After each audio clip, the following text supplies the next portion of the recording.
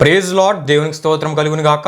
ప్రియమైన దేవుని బిడ్డలారా, మరొకసారి ఈ ఆధ్యాత్మిక కార్యక్రమం ద్వారా మీ ముందుకు ఈ విధంగా రావడానికి దేవుడు నాకు అనుగ్రహించిన ఈ భాగ్యాన్ని బట్టి దేవాతి దేవునికి ఎంతగానో కృతజ్ఞతాస్తుతులు చెల్లించున్నాను. అదేవిధంగా ఈ ఆధ్యాత్మిక కార్యక్రమంలను వీక్షించిన మీ అందరికీ ప్రభువైన యేసుక్రీస్తు నామములో శుభములు తెలుపుచూ ఉన్నాను. ప్రియమైన దేవుని బిడ్డలారా, మరి ఆధ్యాత్మిక కార్యక్రమంలో మీరు వీక్షించడమే కాకుండా మీ తోటి ఆత్మీయులు కూడా పరిచయం చేయవలసిందిగా ప్రభువైన యేసుక్రీస్తు నామములో మీ అందరినీ కోరుచూ ఉన్నాను. అదేవిధంగా ప్రియమైన దేవుని బిడ్డలారా, ఈ ఆధ్యాత్మిక కార్యక్రమంలో మొదటి నుండి ముగింపు వరకు పూర్తిగా మీరు వీక్షించినట్లయితే మీకు ఎన్నో విలువైన విషయాలు తెలియపరచబడతాయి. తద్వారా మీరు ఇంకా విశ్వాసంలో బలపడి క్రీస్తు కొరకు నమ్మకంగా మీరు నిలబడగలరు. గనుక పూర్తిగా మీరు చూడవలసిందిగా, పూర్తిగా మీరు వీక్షించవలసిందిగా ప్రభువైన యేసుక్రీస్తు నామములో మీ అందరినీ కోరుచూ ఉన్నాను. ప్రియమైన దేవుని బిడ్డలారా, గత వారము ఒక నూతన అంశాన్ని మనం ప్రారంభించుకోవడం జరిగింది. క్రీస్తు సిలువ వేయబడ్డారు అనుటకు నాటి నేటి రుజువులు అనే అంశాన్ని మనం ప్రారంభించుకోవడం జరిగింది. ఆ అంశంలో భాగంగా మొట్టమొదటిగా వయో డోలరజా అంటే క్రీస్తు సిలువ శ్రమలను అనుభవిస్తున్న సందర్భంలో ఆయన వెళ్ళిన మార్గం గుండా ఉన్న 14 స్టేషన్స్ గురించి మనం చెప్పుకోవడం జరిగింది. ఆ 14 స్టేషన్స్ ద్వారా యేసు ప్రభువారు మనకి తెలియజేసే ఆత్మీయ సత్యాన్ని గురించి కూడా మనం తెలుసుకోవడం జరిగింది.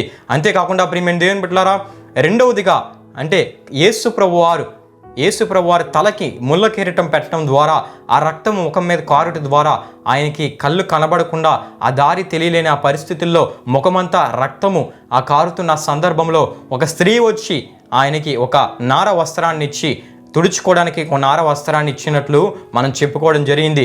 ఆ నార వస్త్రాన్ని గురించి కూడా ఇచ్చిన స్త్రీ ఎవరు, ఇంతకీ ఆ నార వస్త్రం ప్రస్తుతం ఎక్కడ ఉంది అనే విషయాలు మనం తెలుసుకోవడం జరిగింది.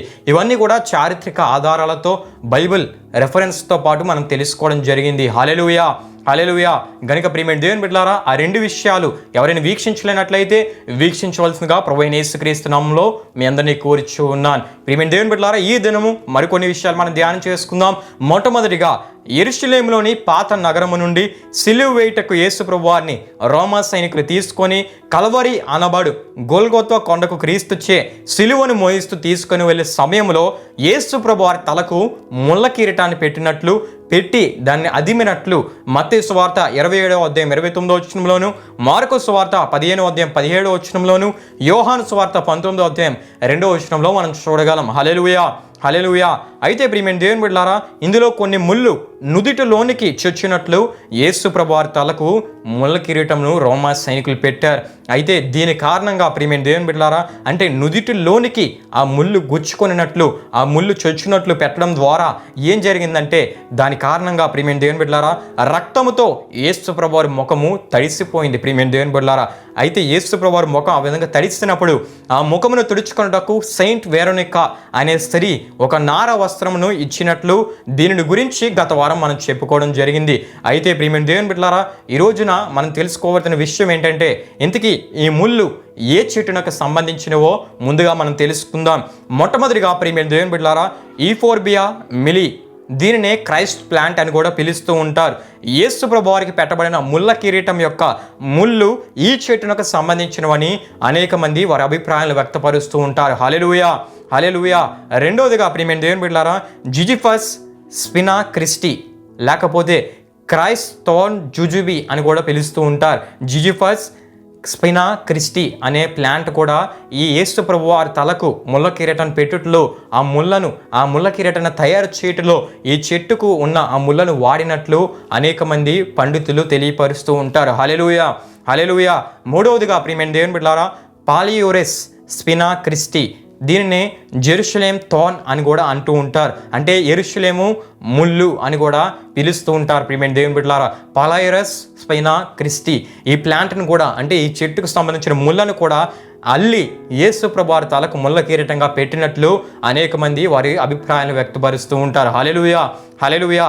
అయితే ఈ 3 చెట్ల నుండే యేసు ప్రభువారి తలకు పెట్టిన ఆ ముళ్ళ కిరీటము అల్లి తయారు చేసినట్లుగా చరిత్ర మనకి తెలియపరుస్తుంది. ప్రియమైన దేవుని బిడ్డలారా, అయితే ఇంతకీ ఈ ముళ్ళు ఎక్కడ ఉన్నాయి అనే విషయాన్ని మనం ఆలోచిస్తే ప్రియమైన దేవుని బిడ్డలారా, ఈ ముళ్ళ గురించి మనం ఆలోచిస్తున్నప్పుడు ఈ ముళ్ళ కిరీటం ఎక్కడ ఉంది అనే విషయాన్ని ఒకసారి మనం జ్ఞాపకం చేసుకున్నట్లయితే చరిత్ర మనకు తెలియపరిచే సత్యాలు ఏంటంటే, లూయిస్ IX అనే ఫ్రాన్స్ రాజు హోలీ ల్యాండ్ నుండి 19వ శతాబ్దంలో ఆ ముళ్ళ కిరీటాన్ని తీసుకొని వచ్చినట్లు చరిత్ర మనకు తెలియపరుస్తుంది. హల్లెలూయా, హల్లెలూయా.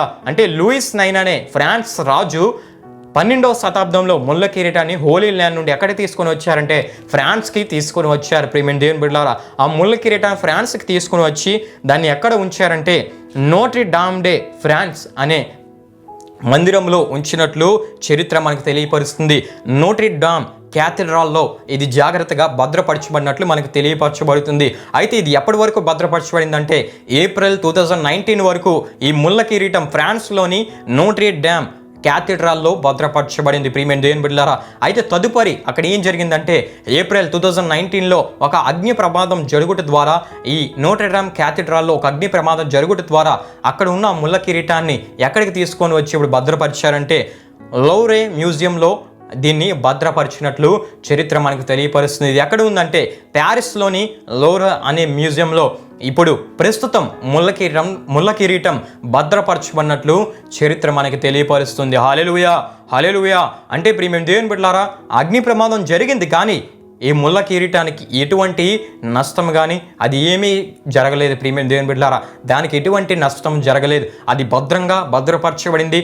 మళ్ళా భద్రముగా లౌరే మ్యూజియంకి తీసుకొని పోబడి ఈ రోజున ప్రస్తుతం ప్యారిస్లోని లౌరే మ్యూజియంలో ముళ్ళ కిరీటం భద్రపరచబడింది. హల్లెలూయా, హల్లెలూయా.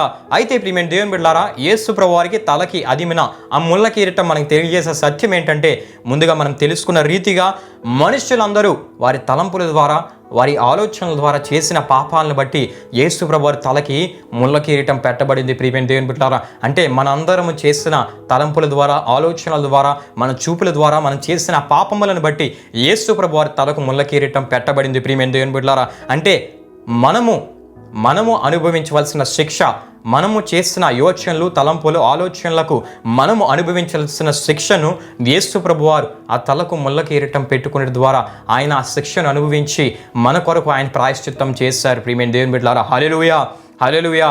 అంటే ప్రియమైన దేవుని బిడ్డలారా, ఈ రోజున మనం చేయవలసిన పని ఒకటే, మన కొరకు ఆయన శిక్షను అనుభవించారు.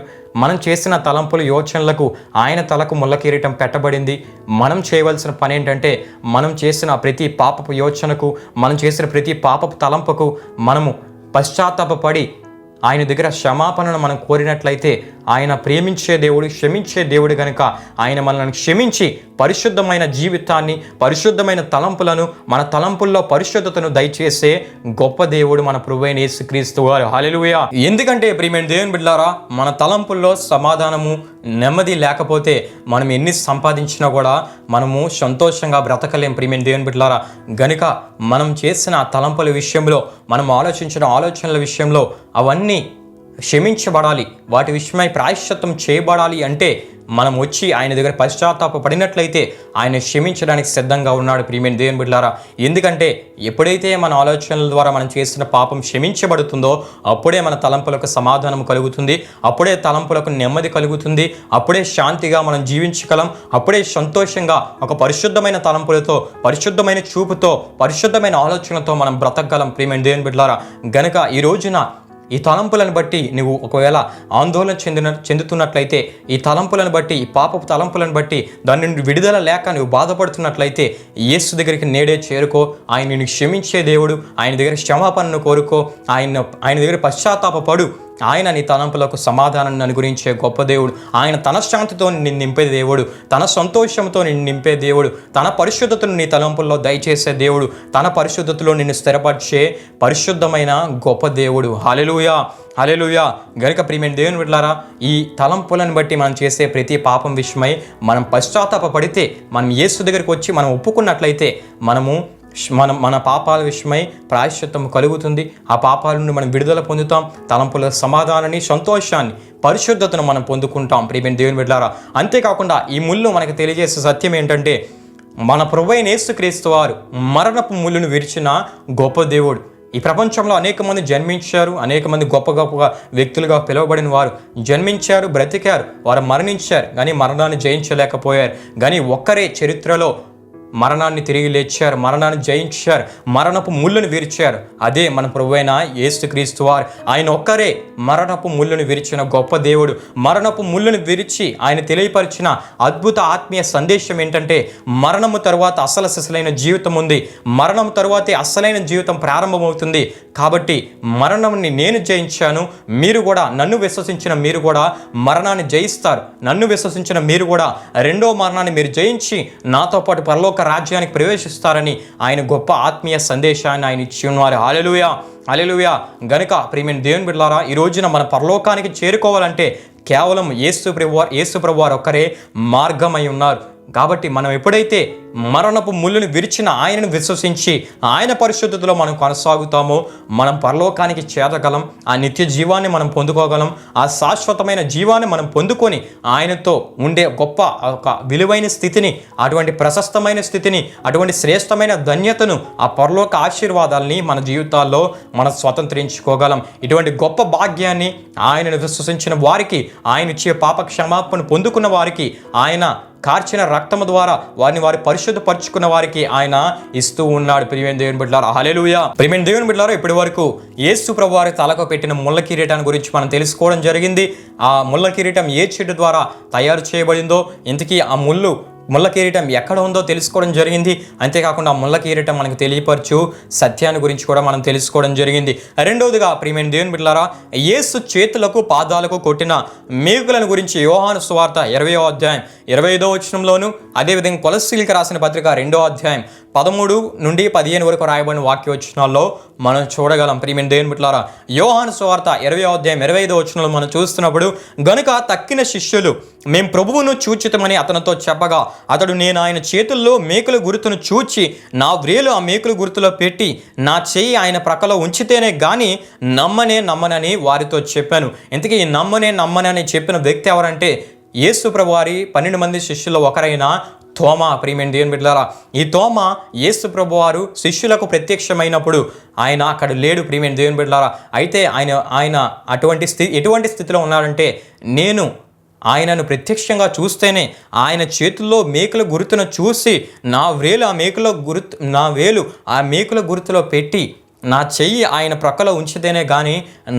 నమ్మనని అటువంటి స్థితిలో ఆయన ఉన్నారు. ప్రియమైన దేవుని బిడ్డలారా, అయితే యేసు ప్రభువారు మరలా ఆయనకు ప్రత్యక్షమై ఆయనలో ఉన్న సందేహాలకు రుజువులను ఆయన చూపించి అవిశ్వాసం నుండి ఆ విశ్వాసంలోనికి పరిశుద్ధ తోమాను నడిపించినట్లు దేవుని వాక్యంలో మనం చూస్తాం. హల్లెలూయా, హల్లెలూయా.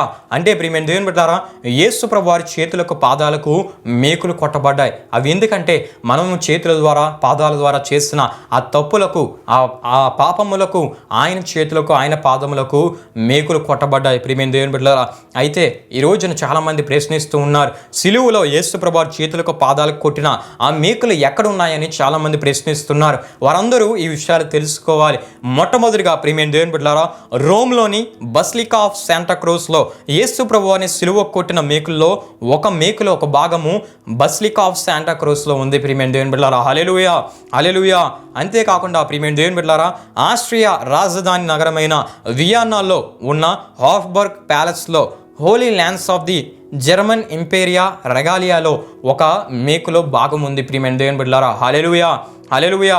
అంతేకాకుండా ప్రియమైన దేవుని బిడ్డలారా, ఇటలీలోని క్యాథడ్రల్ ఆఫ్ మోన్జాలో యేసు మేకులోనున్న ఇనుములో, అంటే యేసయ్య మేకుల్లో ఉన్న ఆ ఇనుములోని ఆ ఇనుముతో ప్రియమైన దేవుని బిడ్డలారా ఐరన్ క్రౌన్ని తయారు చేశారు.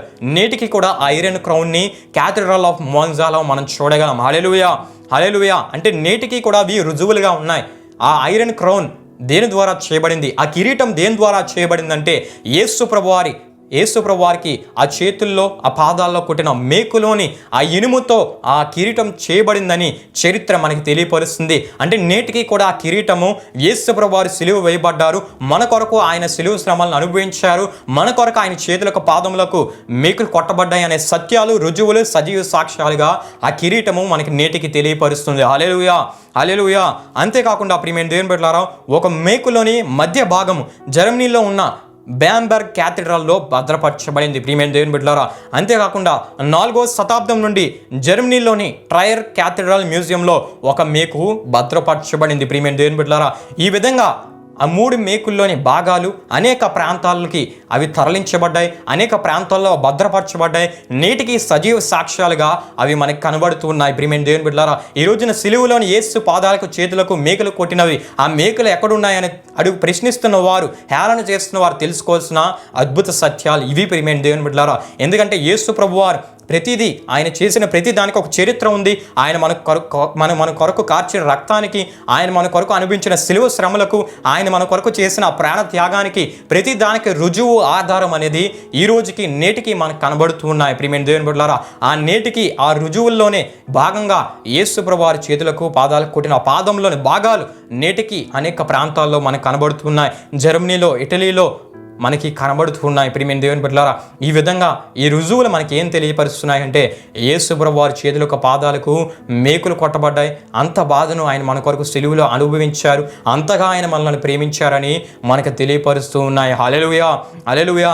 అంతేకాకుండా ప్రియమైన దేవుని బిడ్డలారా, కొలస్సీలకు రాసిన పత్రిక 2వ అధ్యాయం 13 నుండి 15 వరకు రాయబడిన వాక్య వచనాలు మనం చదువుకుంటున్నప్పుడు, మరియు అపరాధముల వలనను శరీరమందు సున్నతి పొందక యుండుట వలనను మీరు మృతులై ఉండగా దేవుడు రూపకమైన ఆజ్ఞల వలనను మన మీద రుణముగాను మనకు విరోధముగా నుండిన పత్రమును మేకులతో సిలువకు కొట్టి దాని మీద చేవ్రాతను తుడిచివేసి మనకు అడ్డము లేకుండా దాన్ని ఎత్తివేసి మన అపరాధములన్నింటినీ క్షమించి ఆయనతో కూడా మిమ్మల్ని జీవింపజేస్తానని పౌలు గారు కొలస్సీ సంఘానికి రాసి తెలియపరుస్తున్నట్లు మనం చూస్తున్నాం. హల్లెలూయా, హల్లెలూయా. అంటే ప్రియమైన దేవుని బిడ్డలారా, ఈ వచనం యొక్క అర్థం ఏంటంటే మనము అనుభవించవలసిన శిక్షను ఆయన మన కొరకు అనుభవించారు. మనము అనుభవించాల్సిన ఆ ఘోరమైన ఆ శిక్షను ఆయన మన కొరకు అనుభవించి ఆయన మన కొరకు బలియాగం అయిపోయారు. ప్రియమైన దేవుని బిడ్డలారా, అంటే మానవుణ్ణి ఆయన ఎంతగా ప్రేమించారో ఈ విషయాలు మనకు తెలియపరుస్తూ ఉన్నాయి. నిన్ను నన్ను ఆయన ఎంతగా ప్రేమించాడో ఈ విషయాలు మనకు తెలియపరుస్తున్నాయి. కాబట్టి ఆయన ప్రేమను మనం పొందుకుంటే మన జీవితాల్లో గొప్ప ధన్యులుగా చేయబడతాం. మన ఈ లోకంలో జీవించినంత కాలం ధన్యులుగా చేయబడతాం. మనం మరణించిన తదుపరి కూడా పరలోక రాజ్యంలో ఆయన చేత ధన్యులుగా ఎంచబడతాం. కాబట్టి ఇటువంటి గొప్ప స్థితి ఆయనను విశ్వసించిన వారికి ఆయన ఇస్తూ ఉన్నాడు. ఆయనను విశ్వసించిన వారికి ఆయన ఇచ్చే పాప క్షమాపణ పొందుకున్న వారికి ఆయన ఇస్తూ ఉన్నాడు. ప్రియమైన దేవుని బిడ్డలారా, ఈరోజు ఈ రుజువులను, ఈ ఆధారాలను చూస్తున్న నీవు ఇంకా విశ్వసించలేని వ్యక్తి అయినట్లయితే నేడే విశ్వసించు, నేడే ఆయన పాప క్షమాపణ పొందుకో. నేడే ఆయన నా కొరకు ఇటువంటి శ్రమలను అనుభవించాడు, నేడే ఆయన నా కొరకు ఇటువంటి ఘోరమైన శ్రమలను, అవమానాలను, నిందలను, ఇటువంటి బాధను అనుభవించాడు. ఎందుకంటే ఆ పాపాన్ని, ఆ పాప భారాన్ని మనిషిగా నేను భరించలేను. నా స్థానంలో ఆయన భరించాడు, నా స్థానంలో ఆయన వచ్చాడు, నా స్థానంలో ఆయన అనుభవించి నా కొరకు ఆయన బలి అయిపోయాడు. తద్వారా నేను సంతోషంగా ఉండాలని, తద్వారా నేను శాంతిగా బ్రతకాలని, తద్వారా నేను నెమ్మదికరంగా బ్రతకాలని ఆయన ఇటువంటి గొప్ప యాగాన్ని చేశాడనే సత్యాన్ని నీవు గ్రహించినట్లయితే, నేడే ఆయన రక్షకునిగా నీవు అంగీకరించినట్లయితే నీకు శాంతి, సమాధానం కలుగుతుంది. నీ జీవిత కాలం అంతా కూడా ఆయన నీతో ఉండి నడిపిస్తాడు. నీకు మరణించిన తదుపరి గొప్ప బహుమానాన్ని ఆయన దాచి ఉంచాడు. ఆ గొప్ప బహుమానమే పరలోక రాజ్యం. ఆ పరలోక రాజ్యంలో ఆయనతో ఉండే శాశ్వత జీవాన్ని నువ్వు పొందుకుంటావు. ఆయనతో ఉండే గొప్ప ధన్యతను నువ్వు పొందుకుంటావు. గనుక ప్రియమైన దేవుని బిడ్డలారా, ఈ విషయాలు వీక్షిస్తున్న మీరు ఒకవేళ విశ్వసించిన వారైతే ఆయన కొరకు నమ్మకంగా బ్రతకండి. ఆయన ప్రేమను తెలుసుకున్న మీరు ఇంకా పరిశుద్ధంగా బ్రతకండి. ఆయన కొరకు అనేకలను రక్షించడంలో మీరు వాడబడండి.